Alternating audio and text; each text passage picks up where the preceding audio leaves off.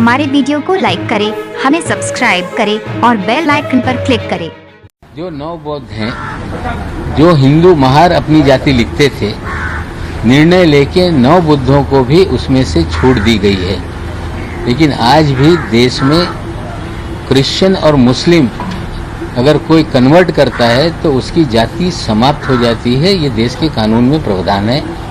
जहाँ तक आपने वानखेड़े साहब के बारे में, पिताजी के बारे में पूछा, ये 75 में मुंबई में पोस्ट हुए। पहली बिटिया का उनका जन्म 78 में हुआ है। इसका मतलब है ये शादी 76-77 के दरमियान कभी हुई है।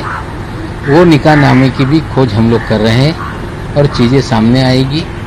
पिताजी का भी जो बेनिफिट है वो भी गलत तरीके से लिया गया आज तक, उनकी भी कंप्लेंट होगी। आज तक जितनी सैलरी उन्होंने ली है वो भी उन्हें वापस करना पड़ेगा। जो पेंशन है वो भी बंद होगी। तो सिर्फ एक मामला नहीं है, हमें लगता है कंप्लेंट 2 होगी। जो खत आपको मिला है, क्या आपको इसकी पुष्टि किसी ने पुष्टि की है कि एनसीबी की तरफ से ही आया है?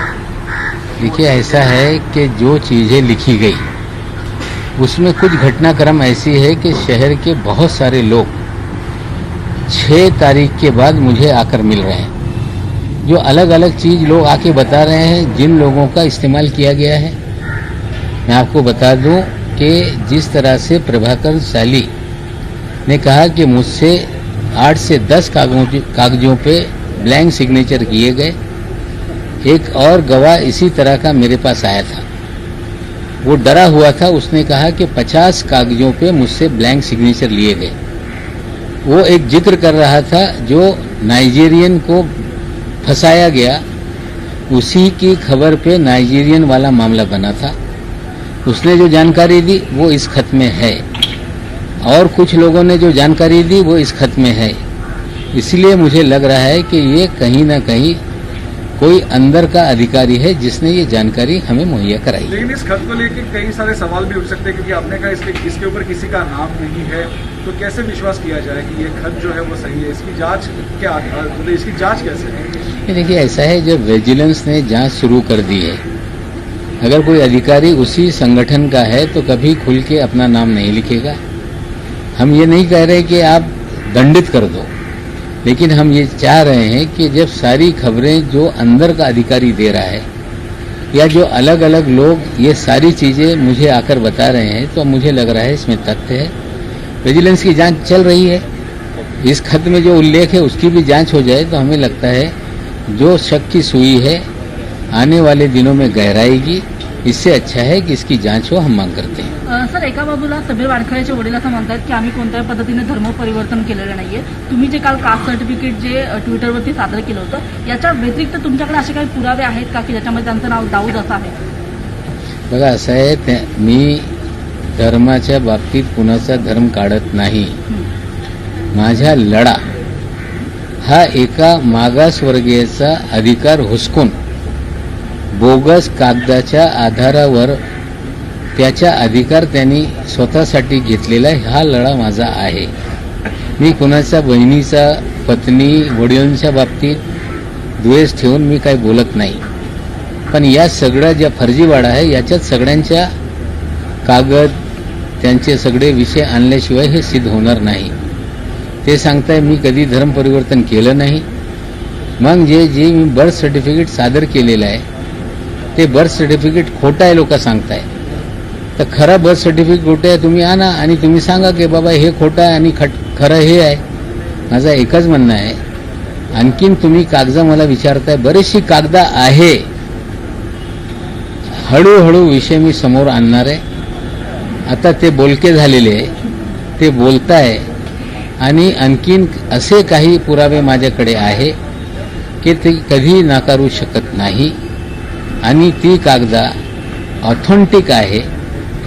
त्या कागदावर या सगळ्यांच्या सह्या आहे आणि निश्चित रूपाने आगामी काळामध्ये ते बाहेर मी काढणार आहे। आज वानखेड़े की तरफ से खुलासा किया गया, जब आपने ट्विटर पर वो पत्र जारी किया बर्थ सर्टिफिकेट, उन्होंने एक खुलासा किया कि उनकी जो पहली शादी हुई थी वो 2006 में स्पेशल मैरिज एक्ट के तहत हुई थी। ये थोड़ा सा इसको विस्तार से आप समझा? देखिए, वो अपने, देखिए ऐसा है, वो अपने दावे पे कायम रहें।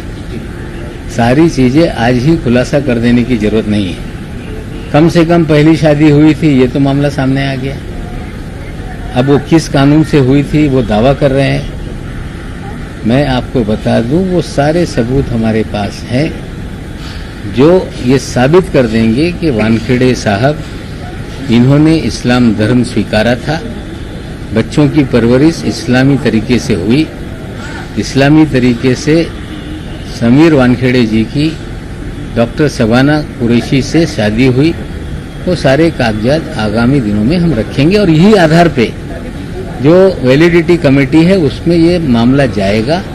हमें पूरा विश्वास है उसकी जांच होने पे सर्टिफिकेट रद्द होगा। तस्वीरें सर समीर वानखेडे के परिवार से जुड़े जो तस्वीरें आम्ही कधीही धर्म बदललेला नाही आणि जन्मापासूनच हिंदू आहोत. नेती असतील, पण त्यांच्या वडिलांच्या बाबतीत माझा हे प्रश्न आहे. वानखेडे समीर राऊत यांच्या बाबतीत माझे प्रश्न आहे. ती रेडकर यांचा काय इतिहास आहे मला जास्त खोलात जायचं नाहीये. त्यांच्या परिवारातल्या बाबतीतल्या मी काही विषय काढत नाही. समीर वानखेडेच्या संलग्न हा विषय आहे. ती जन्मापासून कुठल्या धर्माची हे माझ्या काही घेणं देणं नाही. पण मागासवर्गीयांच्या सर्टिफिकेट काढून एक गरीब मागासवर्गीय ज्याचा अधिकार होता आयरस व्हायचा तो अधिकार त्यांनी हुसकून घेतलेला आहे. हा लढा माझा आहे. सर सामना के जरिए आपको सलाह दी गई है कि आप किसी भी आपका अधिकार है किसी को आप ये करें क्रिटिसाइज करें, लेकिन उनकी निजता का भी ख्याल रखें, संयम बरतते हुए क्रिटिसाइज करें. उस पर आप देखिए, क्या कहें? मैंने निजता का हनन बिल्कुल नहीं किया है. अगर कोई बहन भाई की उगाही का हिस्सा होगा तो उसके भी चीजें सामने लानी पड़ेंगी. अगर कोई व्यक्ति धर्म परिवर्तन करके दोहरा लाभ लेगा, मागास वर्गीयों का अधिकार छीनेगा तो उसका भी उल्लेख करना पड़ेगा. जो पहली शादी है उसका उल्लेख करना पड़ेगा. हमें लगता है सच्चाई सामने लाने के लिए मजबूरन चीजें सामने आ रही है. हम किसी परिवार को उनकी निजता को हम कभी भी उछालते नहीं. एक बात और बता दूं कि मेरे ऊपर जो सवाल उठा रहे हैं एक गंभीर विषय है जो मैं आज देश की जनता के सामने रखना चाहता हूं. हमारे दामाद को फैब्रिकेट करके बंद किया गया, कोर्ट में लड़ाई चल रही है. वो हमारी बिटिया है, वो बहुत सारी चीजों की छानबीन कागजात निकालने की या काम कर रही है. समीर वानखेड़े ने मुंबई पुलिस को पत्र लिखा है कि इनके सीडीआर हमें उपलब्ध कराए जाएं. क्या नीलोफर मलिक कोई क्रिमिनल है? किस आधार पे उसने मेरी बिटिया की निजी जीवन के जानकारी मांगी है? जब निजता की बात आती है तो देश का कोई कानून एक समाज के सामान्य नागरिक के जीवन से जुड़ी हुई चीजें हासिल करने का कोई अधिकारी प्रयास कर रहा है. हमें लगता है कि वानखेड़े अपनी मर्यादा को लांघ रहे हैं. अगर कोई क्रिमिनल का आपको चाहिए, आपके पास अधिकार है, आप सीडीआर मांगिए. आपकी हिम्मत है तो मेरी बिटिया का सीडीआर मांगिए. उस केस में भी जो कानूनी लड़ाई है हम लड़ेंगे. लेकिन जहां तक निजता का सवाल उठाया जा रहा है, समीर वानखेड़े इस शहर में 2 लोगों के जरिए लोगों का फोन टेप कर रहे हैं. लोगों के फोन को कहीं ना कहीं उनको इंटरसेप्ट किया जा रहा है. 2 प्राइवेट लोग हैं. एक व्यक्ति मुंबई शहर में है, एक व्यक्ति थाना में है. आज नहीं कल ये भी कि किस तरह से समीर वानखेड़े इस शहर में लोगों की इलीगल फोन टैपिंग कर रहा है, उसके भी पुरावे लोगों के सामने हम रखेंगे. सर समीर वानखेड़े ने से कोर्ट में आपको लगता है आपकी बेटी का और आपका फोन या आपके परिवार से जुड़े लोगों का फोन देखिए, हमारी बिटिया का सीडीआर समीर वानखेड़े ने मुंबई पुलिस से मांगा. पुलिस ने कहा है कि उनके निजी जीवन की जानकारी हम नहीं दे सकते. लेकिन मेरी जानकारी है कि इस शहर में समीर वानखेड़े 2 प्राइवेट व्यक्ति के जरिए लोगों के फोन इंटरसेप्ट कर रहा है. जो 2 व्यक्ति हैं उनके नाम मेरे पास हैं, उनके एड्रेस मेरे पास हैं. अभी लड़ाई ये बहुत लंबी चलेगी. उन चीजों को भी आगामी दिनों में हम सामने रखेंगे. हमारे वीडियो को लाइक करें, हमें सब्सक्राइब करें और बेल आइकन पर क्लिक करें.